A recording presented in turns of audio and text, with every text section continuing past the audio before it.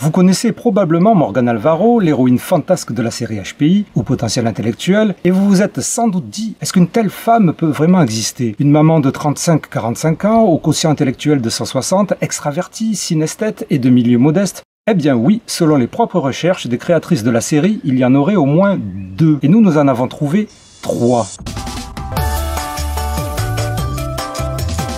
Je suis Raph, bienvenue sur la chaîne d'Intensément Podcast, tout ce que vous voulez apprendre et savoir sur l'univers des hauts potentiels intellectuels, HPI, surdoués et compagnie. Pour tenter de trouver l'alter ego de Morgane Alvaro, in real life, dans la vraie vie, le podcast a lancé une véritable enquête participative appelée True HPI. Vrai HPI. Et le challenge n'a pas été facile. En effet, si les hauts potentiels intellectuels, c'est-à-dire les personnes dont le quotient intellectuel égal ou dépasse 130, comptent pour 2,3% de la population, soit 1 600 000 en France, à partir de 145 de QI, ce sont les THPI, les très hauts QI, 0,1% de la population.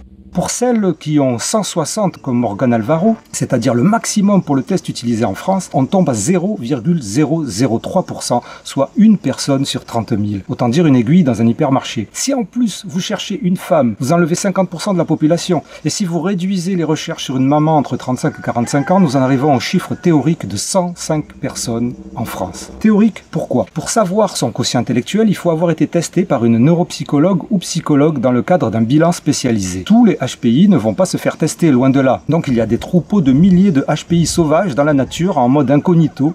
Et comme il n'y a pas de profil type de surdoué, contrairement à ce que disent des légendes médiatiques, on ne peut pas vraiment les reconnaître. Ou peut-être avec un chien renifleur.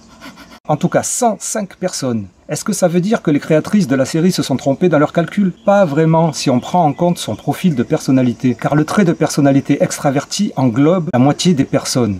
La synesthésie, dans le cas de Morgane Alvaro, elle voit les chiffres en couleur, 4% de la population. Et puis il faut compter sa catégorie sociale professionnelle d'origine, puisque lorsque la série débute, Morgane Alvaro est femme de ménage. Donc selon les méthodes de calcul et projection qu'on utilise, on en arrive à 3 Morgane Alvaro, ou 2 Morgane Alvaro, ou 1, ou 0,5. Les statistiques, c'est pas mon fort. Mais pour être honnête, après 1 mois et demi d'investigation, on n'a pas trouvé d'alter ego avec un QI de 160. D'ailleurs, l'enquête a montré que c'est tellement rare que les spécialistes n'en voient quasiment jamais.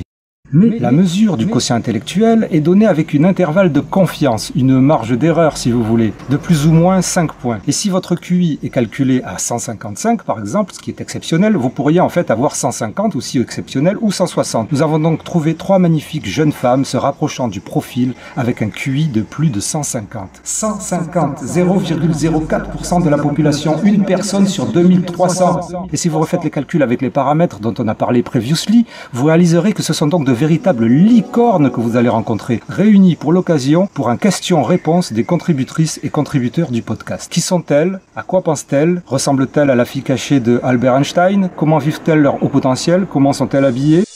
HPI, grand final party.